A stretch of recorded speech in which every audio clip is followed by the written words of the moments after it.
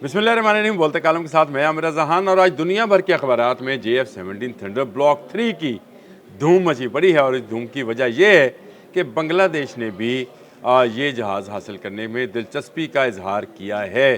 बाकी मीडिया तो एक तरफ रहा, लेकिन BBC की आज की जो रिपोर्ट है JF-17 थंडर के हवाले से पढ़ने लायक है। और वो लिखते हैं कि बांग्लादेश एयरफोर्स के सरबराह का हालिया दौरा पाकिस्तान के मौके पर air chief marshal Hasan Mahmood Khan ने पाकिस्तान से JF-17 थंडर ब्लॉक 3 लड़ाका तैयारों की खरीदारी में दिलचस्पी का इजहार किया है। मैं बड़े लंबे अरसे से ये बात कह रहा हूँ कि बांग्लादेश दिलचस्पी का इजहार कर रहा है।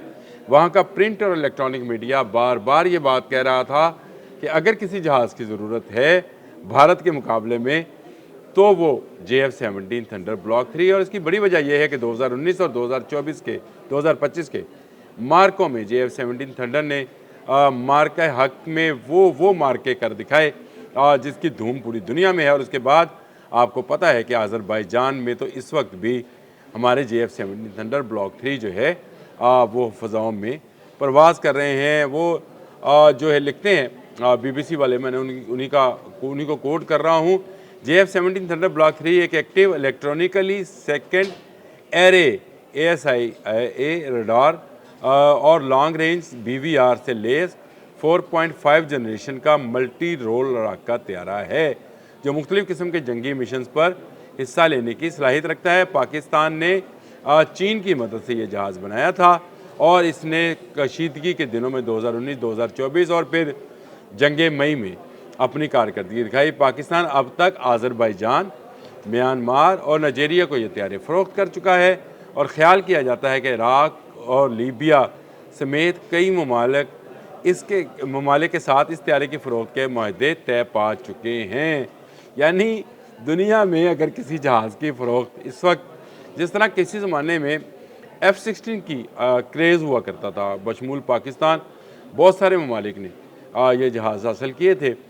उसकी वजह यह थी कि F-16 आजमूदा जहाज़ था मुख्तलिफ़ जंगों के अंदर। लेकिन JF-17 थंडर ब्लॉक 3 क्यों इतनी मांग बढ़ रही है कि ये भी एक जंग के अंदर आजमूदा है। और कशीदगी के दिनों में भी इसने, यानी 2019 में हमने अभिनंदन वाला जहाज़ गिराया था, वो भी इसी की मदद से गिराया था।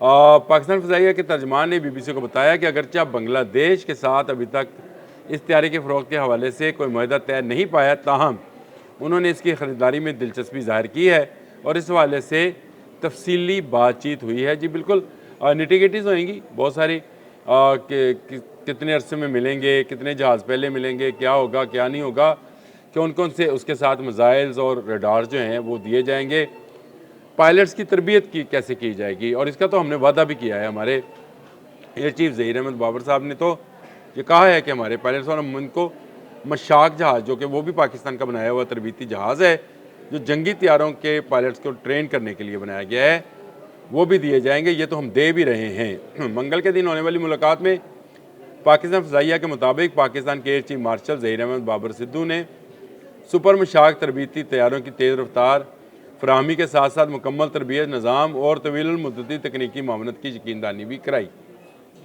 अब आपको समझ आई कि मैं ये क्यों कह रहा था कि बांग्लादेश में पाकिस्तानी पायलट्स बंगाली पायलट्स को ट्रेंड करेंगे कि भारतीय जो एयरफोर्स है उसके मुकाबले में, यानी इंडियन एयरफोर्स के मुकाबले में उनके जहाज़ों को कैसे गिराना है। क्योंकि हम ये तजर्बा जंग मई में कर चुके हैं जब हमने उनके जहाज़ गिराए थे। अब ये इसमें बड़ी दिलचस्प और चीज़ें भी हैं।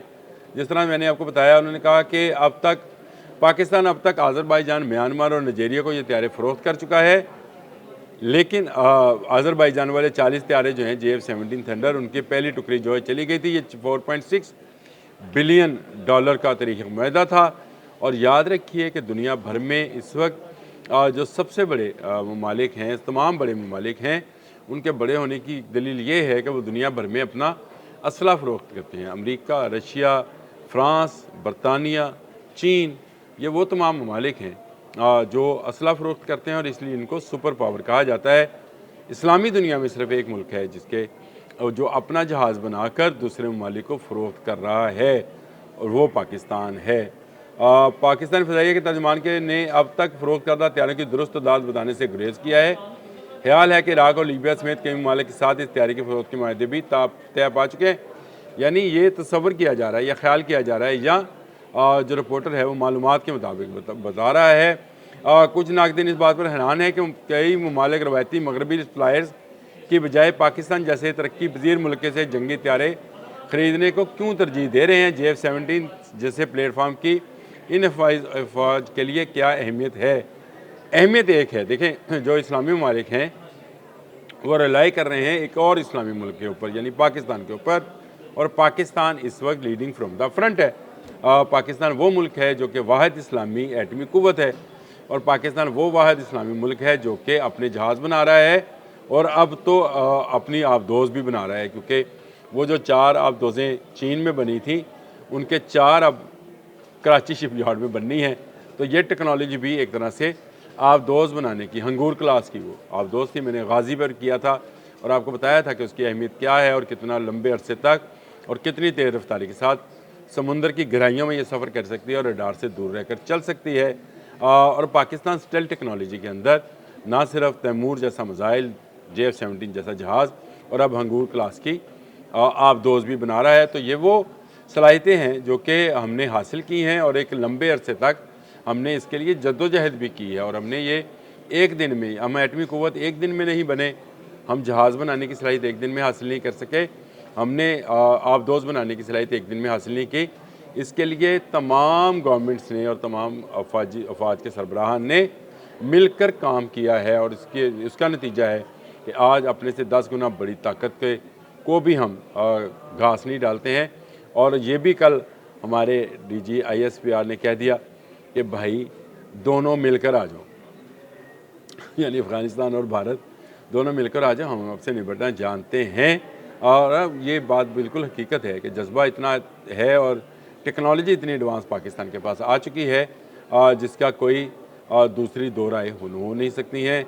JF-17 थंडर ब्लॉक 3 इसकी मांग में आया रोज़ इजाफा होता चला जा रहा है, और अब अगर बांग्लादेश लेता है तो इसका मतलब ये है कि बंगाल की फ़ज़ाओं में जो है वो जो लाल मिनहाट एयर बेस है वहाँ पर अगर J-10C मौजूद होंगे तो JF-17 थंडर ब्लॉक 3 भी मौजूद होगा।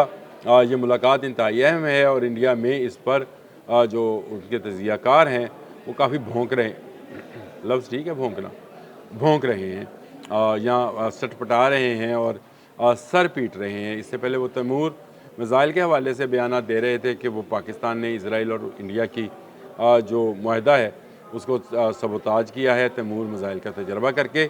अब वो कह रहे हैं कि JF-17 थंडर ब्लॉक 3 अगर चला गया 4.5 जनरेशन का जहाज़ बांग्लादेश में, तो भारत इस तरफ से भी गैर महफूज हो जाएगा, और गैर महफूज होना भी है। ये बातचीत शुरू हो गई है JF-17 की, जो कि अभी तक मीडिया में थी।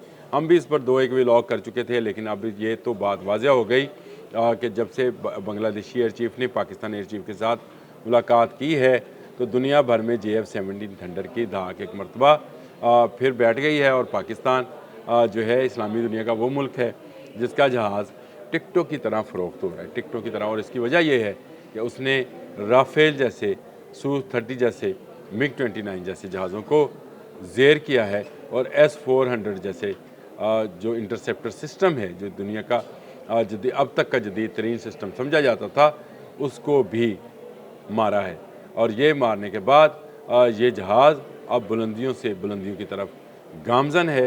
हर आने वाले दिन के साथ इस जहाज़ की जनरेशन में, इस जहाज़ की टेक्नोलॉजी में और इस जहाज़ के मिसाइल्स की मार में इजाफ़ा किया जाएगा, और इजाफ़ा किया जा रहा है। जिंदाबाद पाकिस्तान एयरफोर्स, जिंदाबाद पाकिस्तान अफवाज, और जिंदाबाद पाइंदाबाद पाकिस्तान। अब तक के लिए इतना ही। अल्लाह हाफ़िज़।